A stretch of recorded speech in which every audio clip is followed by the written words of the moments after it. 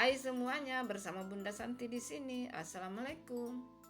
Membuat sambal goreng kentang cocok jadi ide menu sahur dan buka puasa. Bahan-bahannya sudah tertulis di video ya.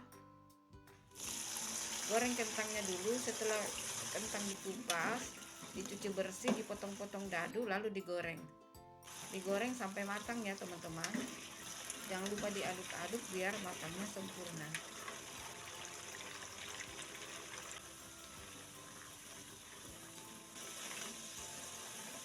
Setelah matang, dikeluarkan, ditiriskan, lalu dihaluskan perbumbuannya ya. Panaskan minyak, lalu tumis bumbu halus sampai harum. Bumbu yang dihaluskan ya, yang ditumis. Masukkan daun jeruk. Jangan lupa diiris, disobek-sobek. Masukkan kaldu bubuk.